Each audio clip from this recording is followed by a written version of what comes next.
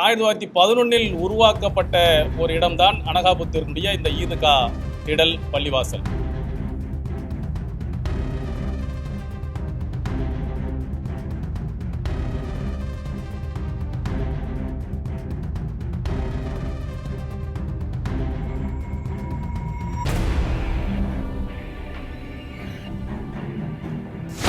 தமிழ்நாடு முதலமைச்சர் அவர்கள் இதில் தலையிட்டு இந்த இடத்தால் வேறு எந்த பாதிப்பும் பிரச்சனைகளும் ஏற்படுவதற்கு எந்த நிலையும் இங்கே இல்லை.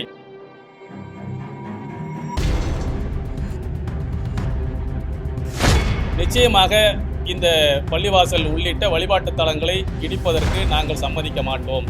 அதில் நாங்கள் உறுதியாக இருக்கிறோம். பேசிக்கொண்டிருக்கிறோம், அரசிடத்திலும் பேசிக்கொண்டிருக்கிறோம். வருத்தத்துக்குரியது, கண்டனத்துக்குரியது என்பதில் மாற்று கருத்தே இல்லை. தேவைப்படுமையானால் முதலமைச்சரையும் நேரில் சந்தித்து இந்த செய்திகள் எல்லாத்தையும் அவரிடத்தில் எத்தி வைப்போம்.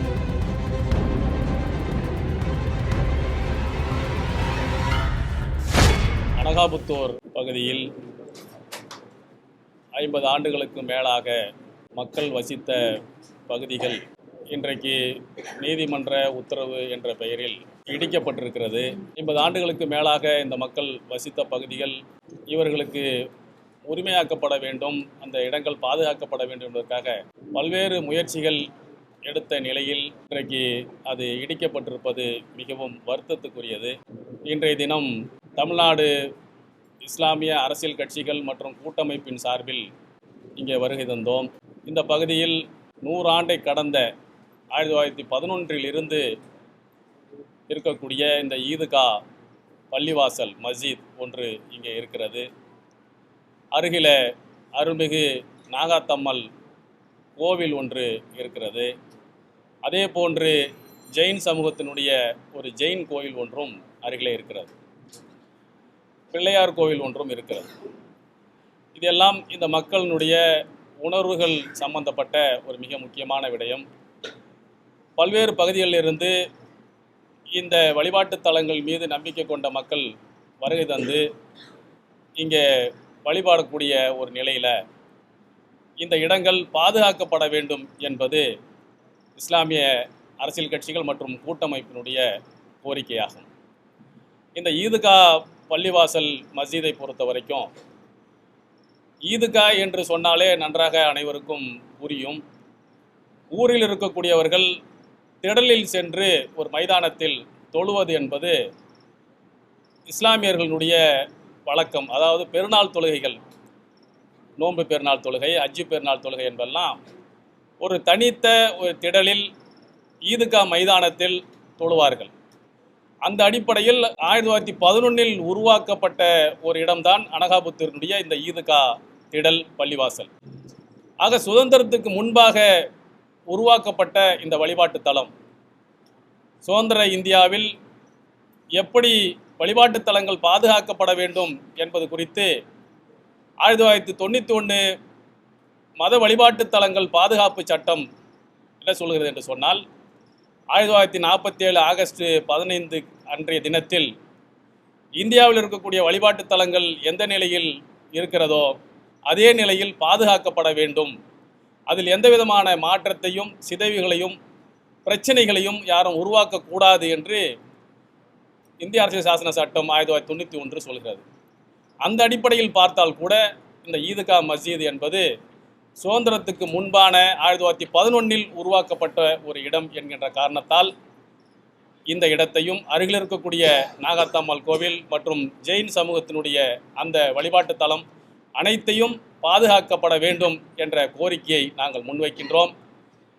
தமிழ்நாடு முதலமைச்சர் அவர்கள் இதில் தலையிட்டு இந்த இடத்தால் வேறு எந்த பாதிப்பும் பிரச்சனைகளும் ஏற்படுவதற்கு எந்த நிலையும் இங்கே இல்லை என்பதை ஆய்வு செய்து இந்த பள்ளிவாசல் உள்ளிட்ட இந்த வழிபாட்டு தலங்களை பாதுகாத்து தர வேண்டும் என்ற கோரிக்கையை நாங்கள் வலியுறுத்துகின்றோம். அதிகாரிகளிடத்திலும் பேசிக்கொண்டிருக்கிறோம், அரசிடத்திலும் பேசிக்கொண்டிருக்கிறோம். இன்றைய தினம் கூட்டமைப்பின் சார்பில் நேரில் வருகை தந்து அனைத்து இடங்களையும் பார்வையிட்டிருக்கிறோம். அருகில் இருக்கக்கூடிய இடங்கள் எந்த நிலையிலெல்லாம் இருக்கிறது என்பதை பற்றியெல்லாம் இன்றைக்கு நேரடி தகவல்களை நாங்கள் சேகரித்திருக்கின்றோம். தேவைப்படுமையானால் முதலமைச்சரையும் நேரில் சந்தித்து இந்த செய்திகள் எல்லாத்தையும் அவரிடத்தில் எத்தி வைப்போம். நிச்சயமாக இந்த பள்ளிவாசல் உள்ளிட்ட வழிபாட்டு தலங்களை இடிப்பதற்கு நாங்கள் சம்மதிக்க மாட்டோம். அதில் நாங்கள் உறுதியாக இருக்கிறோம். அரசு மட்டுமே அனைத்தையுமே நடவடிக்கை எடுப்பதாக இருந்தால் அரசின் மீது முழு குற்றச்சாட்டையும் நம்மால் வைத்துவிட முடியும். நீதிமன்றம் இன்றைக்கு இதில் உத்தரவிடும் போது நீதிமன்றத்தின் உத்தரவை நாங்கள் மீற முடியாத ஒரு நிலையில் இருக்கிறோம் என்பதை சுட்டிக்காட்டி ஒரு சில இடங்களில் இது போன்ற நிலைகளை அரசு எடுக்கக்கூடிய ஒரு சூழலில் பார்க்கின்றோம். ஆனாலும் இன்றைக்கு அந்த மக்கள் சென்றிருக்கக்கூடிய அந்த இடங்களில் அவர்களுக்கு அனைத்து அடிப்படை வசதிகளையும் செய்து கொடுக்க வேண்டும் என்பது மட்டுமல்ல, இந்த வழிபாட்டு தலத்தையும் அரசு பாதுகாத்து தர வேண்டும் என்ற கோரிக்கை நாங்கள் முன்வைக்கிறோம்.